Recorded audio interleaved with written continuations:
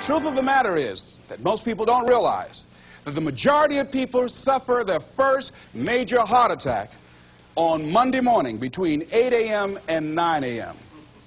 People getting ready to go to jobs that they don't like, jobs that are making them sick. What is it that you could love doing 7 days a week that'll bring a smile to your face? Think about that. You've got to start saying yes to your life. You've got to start saying yes to your dreams, yes to your unfolding future, yes to your potential.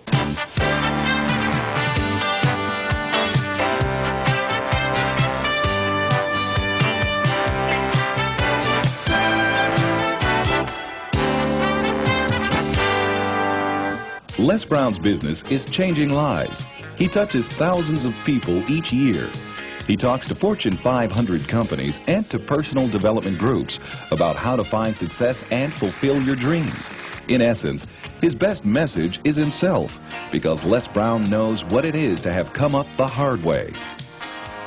Les and his twin brother were adopted at the age of 6 weeks by Miss Mamie Brown, a single woman with little money and a big heart. The boys grew up in the low-income area of Liberty City outside Miami, Florida. In the 5th grade, Les was mistakenly labeled EMR, educably mentally retarded, and he became a child nobody thought would amount to anything. After making it through high school, Les set out to prove them wrong. He started on the radio, moved to Ohio, and made himself a local star as a fast-talking disc jockey. He soon became an influential community spokesman. Then he ran for the Ohio State Legislature, where he served 3 terms and became chairman of its Human Resources Committee. Les Brown is now a nationally acclaimed motivational speaker who's taught thousands of people the techniques he's used to overcome the obstacles he's faced in his own life.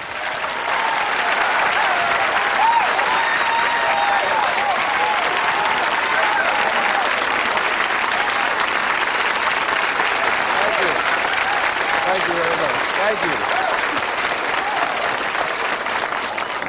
you. You guys look like you're ready. Repeat after me, please. This is my decade. This is my decade. You know, every year I used to say, this is my year. But ladies and gentlemen, one good year won't be enough for me. How many of you can use a good decade? Raise your hands, please. Fantastic. All right, now, here's what I want to do. I want to share with you how you can begin to make this your decade. How many of you know within yourself, if you ask yourself the question, have I done all that I'm capable of doing or being and living up to my potential, how many of you have to really answer, no, I have not done all that I can do? Raise your hands, please. Okay, very good. Now, here's what we know. That people don't do what they know in life, but what they do is they operate within the context of the vision they have of themselves. So what I want to share with you is how to begin to get a larger vision of yourself and how to begin to make this your decade. Because in order to do that, it's going to be very challenging. It's going to require a lot of work on your part, an ongoing process of personal and professional self-mastery. And it's going to require that you begin to see yourself worthy of the requirements in terms of effort, in terms of commitment, in terms of action, in terms of preparation, or whatever it is that you need to do in order to take your life where you want to take it. So one of the first things I ask you to do is I want you to look at your life right now and think about something that's important to you, something that gives your life a sense of value. Think about something that you'd like to have, or something you'd like to create for you or your family or for society. I want you to hold this thought in mind. Now, one of the first things I want you to do is don't worry about the inner conversation that you're going to have. Don't worry about how you're going to do it.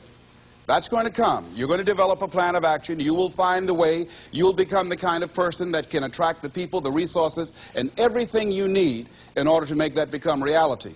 But I want you to be mindful of your inner conversation. I remember once I was sitting in an audience, and Zig Ziglar, who I consider one of the greatest motivational speakers on the planet, he was giving a speech. And I was out in the audience, and I saw him going back and forth, and within myself I said, I'd like to do that. I can do that. And I leaned over to the guy next to me. I said, how much do they pay him to do that? And he said, $5,000. I said, I know I can do that. And I admired him.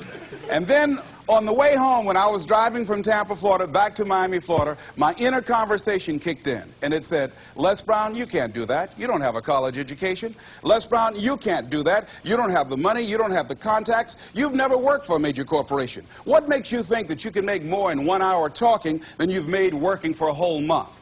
Now, I want to ask you a question. How many of you have ever thought about something you wanted to do, and you talked you out of it? Raise your hand, please. That inner conversation, ladies and gentlemen, is the reason that most people take their greatness, take their ideas to the graveyard with them.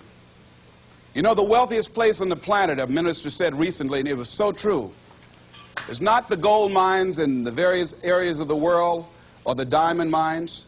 The wealthiest place on the planet is the graveyard. Because in the graveyard we will find inventions that we never ever were exposed to. Ideas, dreams that never became reality, hopes and aspirations that were never acted upon. Because most people allow that inner conversation, for whatever reason, to keep them from ever pursuing their goals.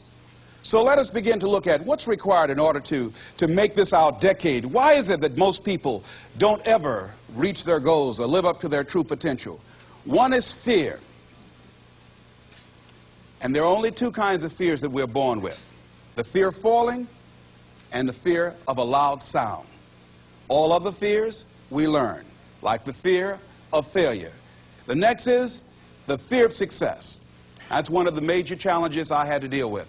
I was working on a major project, and after it began to grow and it was extremely successful, I panicked and I walked away from it and gave it to someone else because I didn't believe that I could handle it. The other thing that keeps most people from reaching their goals is that a lot of people become comfortable. They stop growing. They stop wanting anything. They become satisfied. They stop looking at ways in which they can improve themselves. They stop putting things in front of them. I was reading something by a great man, George Bernard Shaw, and he said something to the effect that to have succeeded is to have finished one's business on earth. Like the male spider who is killed by the female spider the moment he has succeeded in his courtship. And he goes on to say, I like a state of continual becoming with a goal in front and not behind. I remember after giving a speech at a major corporation, a gentleman came up to me who was up in years, and he said, you know, that's real great motivation for you young guys, but I've done all my work. There's nothing else for me to do. I said, oh, yes. You've got a lot to give. You have a lot to offer. The fact that you're still here means that your business is not through yet. The other thing that keeps us from reaching our goal is not feeling worthy. That's where a lot of people get stuck.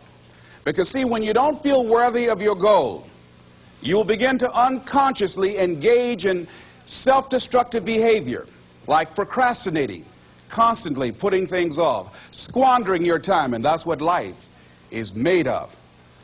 Something else that keeps us from reaching our goal, and that is many times because we spend so much time complaining and blaming everybody or everything.